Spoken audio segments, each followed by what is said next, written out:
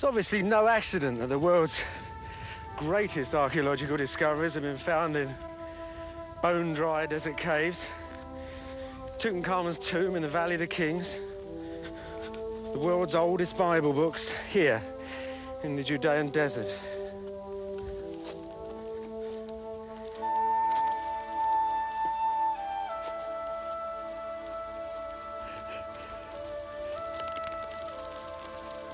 The incredible dryness in places like this will preserve almost anything.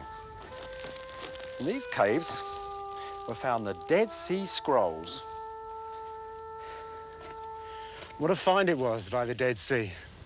There were nearly 1,000 documents here, all written on copper, on leather, on vellum, even on fragile papyrus. Scholars at the Hebrew University in Jerusalem undertake the painstaking work of piecing together bits of ancient biblical scrolls found in a mountain cave near the Dead Sea. This parchment document was written 2,000 years ago.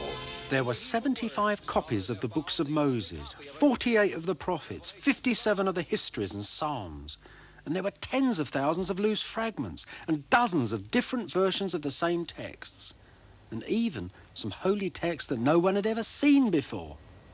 For Jews and Christians alike, the Dead Sea Scrolls promised revelations, even nasty shocks.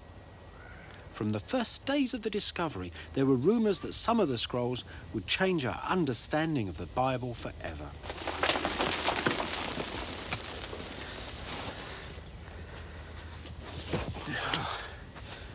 You know, the Bible text weren't the only things that were found in these caves. It was a wonderful scroll describing the exact locations of huge amounts of buried treasure. There was another wondrous document which actually talked about the great battle that was going to take place at the end of the world. The battle, it was said, of the sons of light and darkness. And then there were several rule books. And these seemed to be rule books of a sort of a religious order. And when these scrolls were first found, these were some of the very first texts that people started to read. And the scholars suggested immediately that it was actually a sort of a rule book of a sect of Judaism called Essenes. These mysterious Essenes would provide an alibi for many scholars who studied the Dead Sea Scrolls. If the ancient texts had been made by the members of this unusual sect, then any impieties or aberrations in them that might offend Jews or Christians could be put down to Essene oddness. Close by the caves where the first scrolls had been discovered was an insignificant ancient ruin, a lookout post apparently destroyed in an ancient war. Now, the scroll scholars were filled with a great desire to dig it up. Perhaps this ruin, which was clearly connected to the caves nearby, could now also be connected with the Essenes. And so, it was declared that this ancient fortress had actually been an Essene monastery, and that the Dead Sea Scrolls, with all their amazing diversity, had actually been made and stored in it. I stand like a lion upon the watchtower, said the prophets. And that's what the archaeologists dug up. And it stood high above the sea, the Dead Sea, guarding the great roads that came up the side and turned off this way, off to Jericho in Jerusalem. The archaeologists found Roman arrowheads still stuck in the walls. And Roman sappers, too, had dug underneath and destroyed the place. And this had probably happened when the Romans had destroyed Jerusalem and were on their way down the coast to wipe up the remaining Jews that had run out of the capital on the way. But still, these archaeologists, these same people, thought that they dug up an Essene monastery, this strange sect, they said, that had probably written the Dead Sea Scrolls. Now, why would they have said that? Pliny, who's the best ancient authority on the Essenes, says that the Essenes lived without women, without money, but under palm trees by the Dead Sea. Well, there's the Dead Sea. But over there is this cemetery of this little fortress, and there were found women there. And here, in the so-called monastery, they found money hidden under the floor. And as you can see for yourself, there are no palm trees. And the archaeologists proved by digging the place up they didn't find any palm tree roots either. There never had been any palm trees here. So why on earth did they persist in calling this an Essene monastery? Well, I think it's mainly because of one room.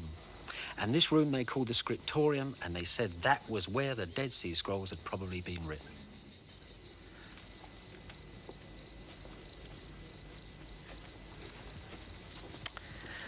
This, then, is the doorway of the famous Qumran scriptorium. Now, why did the excavators call this little room that? Well, they quickly found that there had been a second story on this room and that it had collapsed. When it collapsed, a whole lot of plasterwork had fallen down onto the floor, along here somewhere. And this, when they stuck it all back together again, looked very much like a lot of benches. And then, amazing fact, they found a lot of ancient inkwells by these benches. And the ink they discovered was exactly the same as the ink that had been used in the Dead Sea Scrolls. And then again, they found pottery. They found tons of pottery right through this place of exactly similar type to that which was found in the caves with the scrolls. So this room became the scriptorium. And to the masses of tourists that come through here, it still is. But the story doesn't finish there. Look, those plaster benches turned out to be something far more peculiar and far less like benches. The inkwells, well, why shouldn't a fortress have an inkwell? And you'd expect it to have ancient ink in it, wouldn't you? So that's fair enough. As for the pottery, well, that sort of pottery you can find everywhere here, from Jerusalem to Thebes and Egypt. It's common enough for the period. So why then do you so desperately need it? Why do you need all these hundreds of monks in here, writing all these versions of the Bible? An incredible and strange story, given that there hasn't been one Essene object found in this entire place.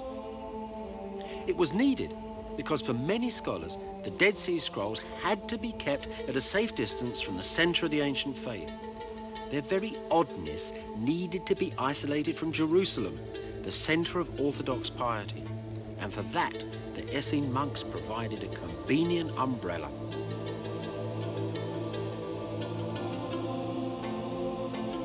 By the shores of the Dead Sea, down the road from Qumran, is the legendary Rock of Masada.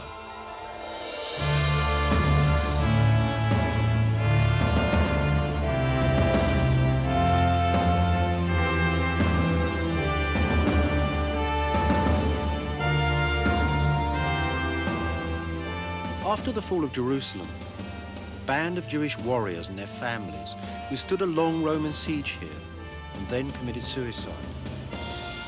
During the siege, the defenders had built themselves a small synagogue, now the oldest standing synagogue in the world.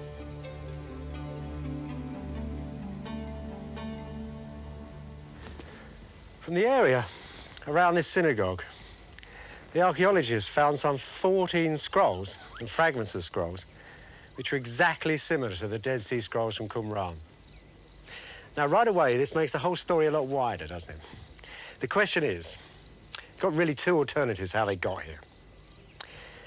Were these the so-called monks that lived in Qumran who suddenly had abandoned their pacifist ideals, run away from the Romans and come up here with their scrolls to die with the gallant defenders of Masada?